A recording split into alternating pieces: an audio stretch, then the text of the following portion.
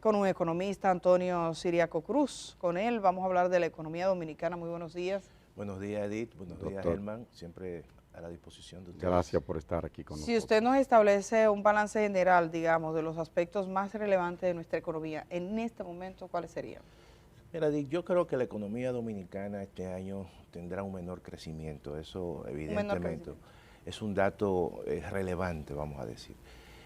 Los bancos centrales y las economías han estado este año bregando con el tema de la inflación, incluso que se desprende desde el año pasado. Y eso hizo y provocó un cambio de postura en los bancos centrales, de políticas expansivas, políticas que inducían a una baja tasa de interés. Obviamente que por situaciones geopolíticas, que es un elemento que cada vez más incide en la economía mundial y en las economías internas, provocó que los bancos centrales, no solamente el de la República Dominicana, sino otros bancos centrales, comenzaran a apretar un tanto su política monetaria, su tasa de referencia, en este caso la tasa de política monetaria, que es la que en cierta manera incide en el resto de las tasas de interés del mercado, comenzaron a incrementarse. Y eso incrementó el crédito, o sea, encareció el crédito y como consecuencia entonces ralentizó la inversión privada y el consumo privado. Hay que tomar en consideración que el 85% de la actividad económica que se refleja en la República Dominicana es actividad privada y el 15% es actividad pública. Entonces, esta situación claramente limitó el crecimiento de la economía dominicana, le quitó fuerza y eso unido a un mundo donde cada vez más los conflictos geopolíticos, los conflictos bélicos, todas las transformaciones que se están dando en términos económicos, del poder económico, muy lentamente, genera también incertidumbre. Por ejemplo, China, que durante muchos años había estado creciendo a tasa de crecimiento de un 10, de un 12, China posiblemente este año, en el mejor de los casos, pueda terminar con un crecimiento de un 5%. Y es mucho.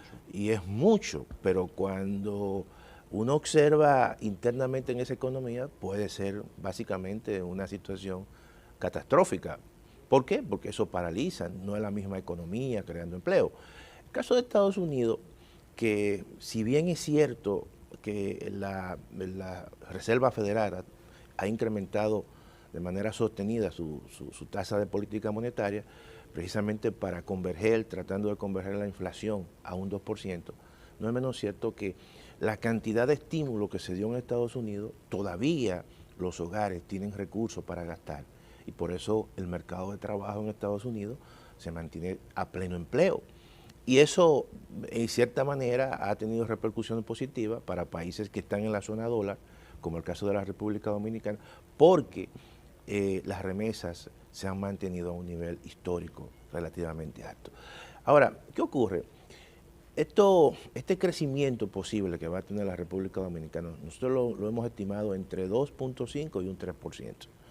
El gobierno ha venido recortando su tasa de crecimiento, siempre comienza con una tasa de crecimiento de un 5%, que es la tasa de crecimiento potencial, y ha venido recortando un 4.2, un 4 y ahora un 3. Ahora, ¿qué ocurre? El último dato de la economía norteamericana, que ha mejorado y posiblemente, si sigue esa tendencia, podría terminar con un crecimiento anualizado de alrededor de 2.4 y no del 1.9 o 2% que se ha estimado. Eso puede tener un impacto también positivo al final, en el último trimestre, en la economía dominicana. Pero el esfuerzo... Suficiente, perdón, doctor, pero sería suficiente ese No, impulso para... no sería suficiente, porque mira qué ocurre. Si el Banco Central ha dado unas cifras, evidentemente, ¿verdad?, con todas sus connotaciones, diría optimista, es normal que los bancos centrales estén otorgando cifras optimistas. Sin embargo, los datos son los datos. Cuando uno observa el crecimiento promedio de los primeros 9 meses de enero a septiembre, la economía apenas creció 1.7. Y entonces, ¿qué significa eso? Que para tú terminar con un crecimiento de un 3%, tiene por lo menos que crecer alrededor de casi un 8, 8.5, y prácticamente eso es un tanto En imposible. los últimos 3 meses. En los últimos 3 meses, un tanto imposible, pero yo creo que posiblemente la economía dominicana pueda terminar en alrededor del 2.5. Claramente Le vamos a brindar un cafecito, doctor, para que nos diga qué significa eso para la gente que nos está viendo a esta hora. Gracias. Que la economía Gracias, se Kenia. quede a la mitad de su potencial, que es un 5, para la creación de empleo, para el costo de la vida, etcétera. Sus bolsillos. Mira, hay un elemento importante, que es el tema de la inflación, que la gente al final lo que le determina si una economía va bien, el de abajo, es si su salario ha mejorado, su salario real, o si ese capacidad salario, de compra. exactamente, si ese salario le alcanza lo suficiente para comprar en el supermercado.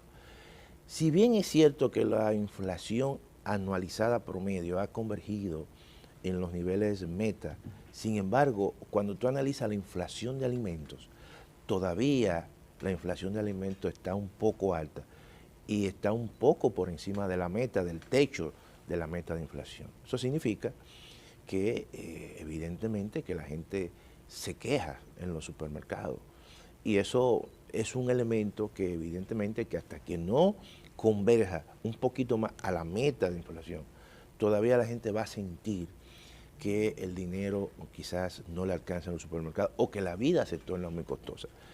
Pero es una situación claramente que podría expresarse no solamente este año, sino para el próximo año.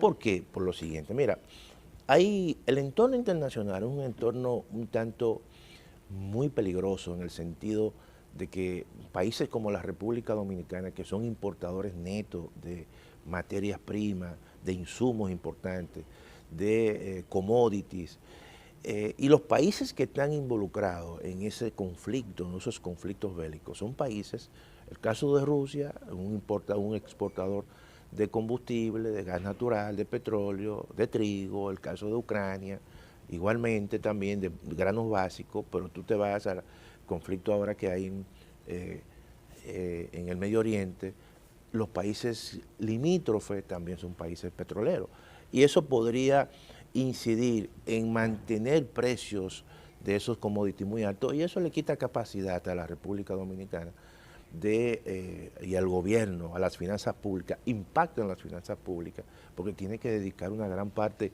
de sus recursos que son escasos, a los subsidios, el subsidio de los combustibles para mantener. ¿Ese subsidio es sostenible?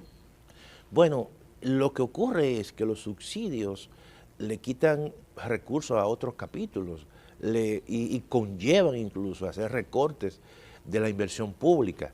Y si tú recortas la inversión pública, claramente tú le estás quitando un elemento, el brazo que necesita la economía, no solamente la política monetaria, sino una política también fiscal que pueda ayudar a la política monetaria del Banco Central para activar la economía. Por eso yo creo que nuestra economía va a terminar. Si termina con un crecimiento, supongamos del 3, en el mejor de los casos, no tampoco es una catástrofe. ¿Es positiva o frente a otros países? En el contexto. Porque al final, no es a menos. Porque no es a menos. O sea, muchas veces es que cuando uno se acostumbra a crecer a tasa muy alta y de repente se ralentiza la economía, claramente que eso se siente. Tú vas a crear, incluso se va a crear, eso quizás se expresa en el último trimestre, menos empleo. Pero todavía, el último informe del Banco Central, que él incluso dio un informe muy reciente, hubo una creación de empleo de 222,000 empleados, producto de que las políticas de estímulo del Banco Central han venido en determinados sectores teniendo cierto nivel de incidencia, pero no significa que nosotros vamos a tener un crecimiento, obviamente, de un 5%. De todas maneras, aquí siempre hemos tenido como una discusión con el crecimiento, si es 5, 6, que han sido maravillosos, y es la distribución de ese crecimiento. Dice que hay una prosperidad que no se comparte, llamaba aquel informe del Banco Mundial hace tiempo. Entonces, si en los tiempos prósperos no estábamos sintiendo en los sectores populares, en el pueblo en sentido general, esa prosperidad, ¿por qué la disminución sí tendríamos que sentirnos?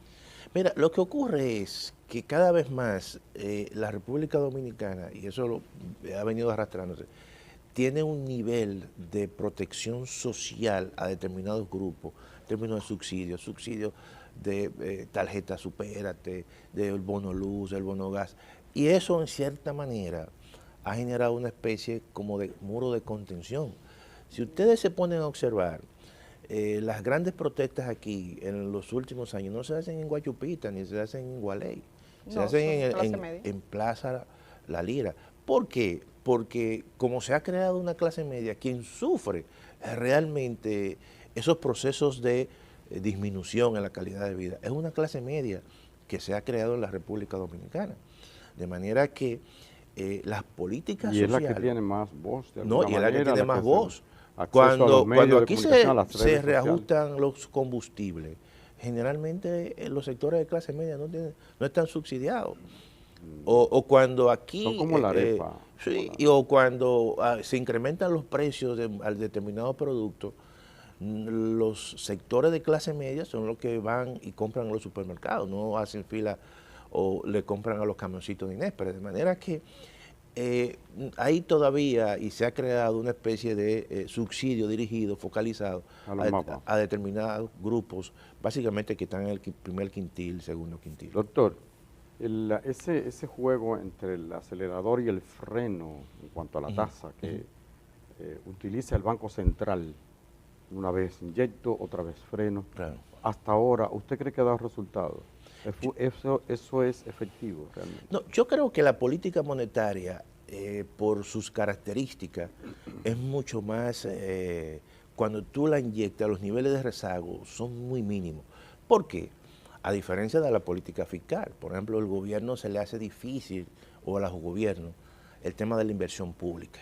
Por ejemplo, tú le puedes inyectar y transferir, hacer una transferencia de capital a una institución pública, el gobierno, ¿verdad?, que quiere hacer una obra de construcción, pero esa obra hay que licitarla y se lleva un proceso, y la ley de compra y contrataciones es una ley en cierta manera que tiene sus condiciones, y eso retrasa muchas veces la realización de esa inversión pública. Pero cuando tú le facilitas a el Banco Central, le da, por ejemplo, en el último informe del banco habla de facilidades por un monto de 126.000 millones, entre disminución del encaje legal, facilidades, por ejemplo, de liquidez, más 40.000 millones adicionales, tú se lo das directamente al sector financiero, y el sector financiero inmediatamente lo inyecta a sus clientes, de manera que hay un proceso mucho más expedito, y por eso es que la política monetaria en los últimos años y en tiempos de crisis ha sido mucho más efectiva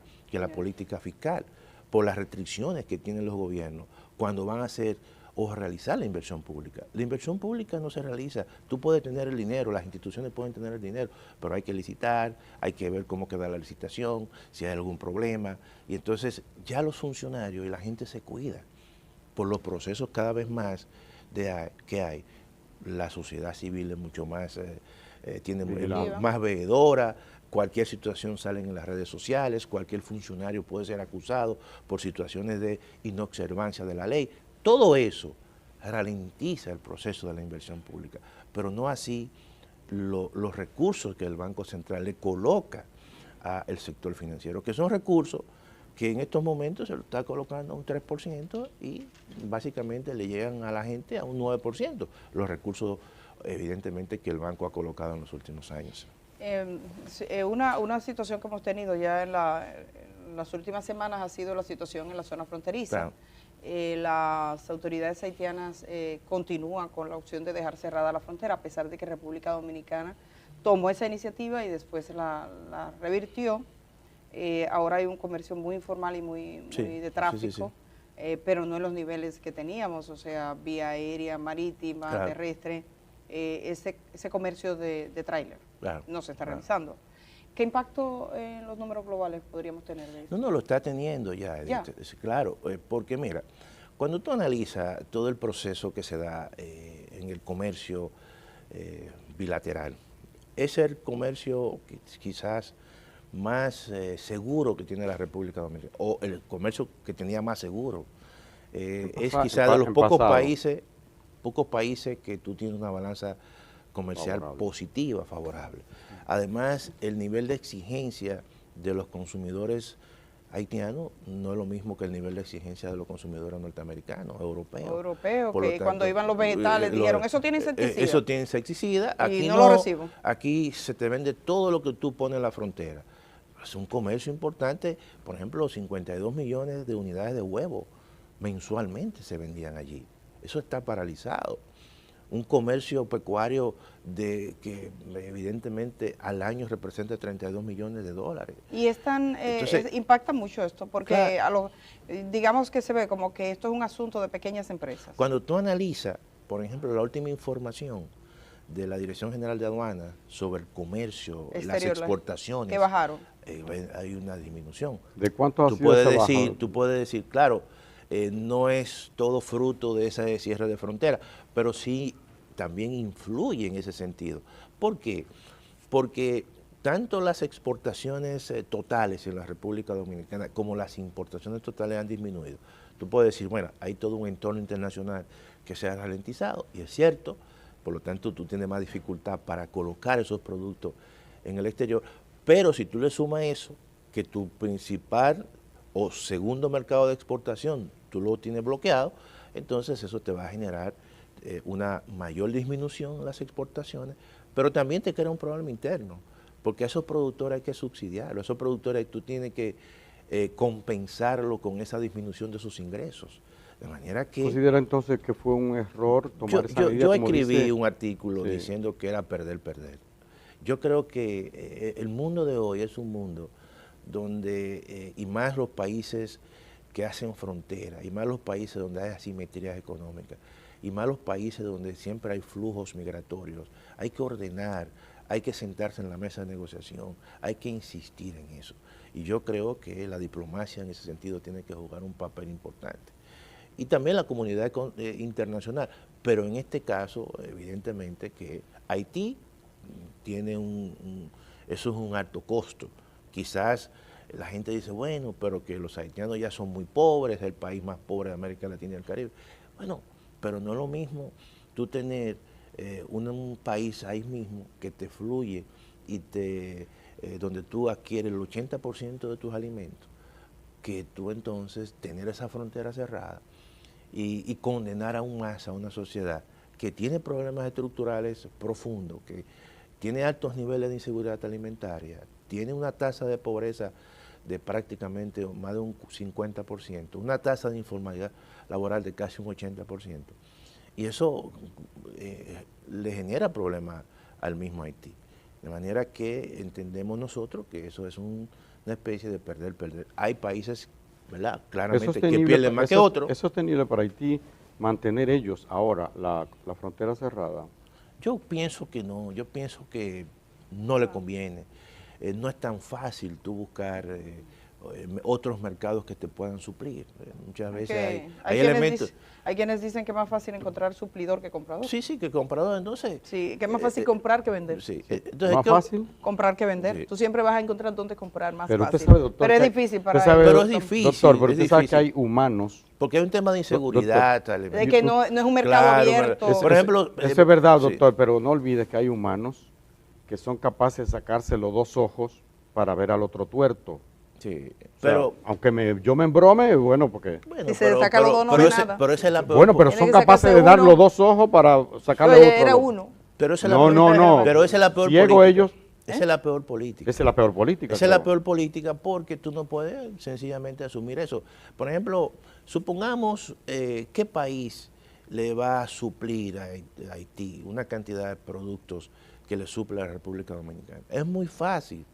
Tú por la frontera terrestre, pero más barato. Con el tema de la inseguridad que tiene Haití, no es negocio. No es negocio. Tú le puedes decir a un país, mira, tú vas a un empresario, tienes todo el mercado haitiano.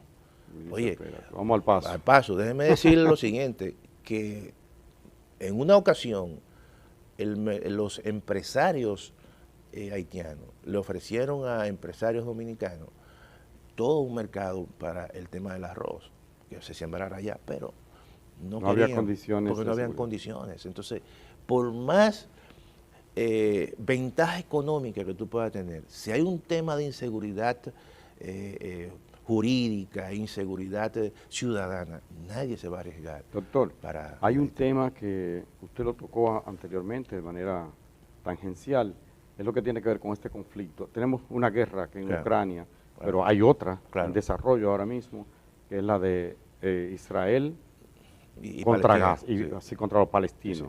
Es una masacre, un conflicto muy desigual, pero podría convertirse en un conflicto regional. ¿Cuál es el impacto que eso puede tener, no solo en la economía dominicana, sino en la economía global? No, ya lo está teniendo. Si tú observas, los precios del petróleo tenían una tendencia hacia la baja. Comenzaron con $90, luego entonces terminaron con $82, pero inmediatamente se inició el conflicto. Comenzó una tendencia hacia el alza y están alrededor de los $85-86 el barril. Por lo tanto, ya es un impacto para la República Dominicana. Por ejemplo, la República Dominicana, y eso los estudios porque se hacen, incluso uno pone a los alumnos a trabajar también en estudios para que puedan aprender en el mundo real. Por cada peso en que se incrementa el barril de petróleo, eso tiene un impacto en la factura petrolera entre $45 y $50 adicional. Entonces eso significa que si el gobierno fijó los precios este año a $77 el barril, estamos hablando de un sobreprecio de casi $9. Y si tú multiplicas eso por 50, estamos hablando de que la factura petrolera se puede incrementar en casi $450 millones adicionales. Por lo tanto, ya es un impacto en las finanzas públicas en países como la República Dominicana, que son importadores netos de petróleo. Claro, los que son exportadores netos se benefician. Doctor, le agradecemos muchísimo que haya estado esta mañana. Bueno, para mí siempre una cátedra. Tú sabes, Edith, que yo recibo Cruz, una cátedra cada lunes con el doctor, una cátedra económica. Sí, habla claro. Hoy he tenido dos. Hoy tendré dos. Gracias. Para que la gente lo comprenda, recordamos que el señor Ciriaco Cruz es decano de la Facultad de Ciencias Sociales y Económicas de la Universidad Autónoma de Santo Domingo. Gracias por estar esta mañana. Edith, gracias, Germán. Vamos a ir a la pausa. Todo el tema del dengue sigue siendo un tema importante, por eso vamos a conversar con un exdirector del Servicio Nacional de Salud a ver cómo le ve. Él viene desde la Fuerza del Pueblo. Hacemos esta pausa en este momento y regresamos.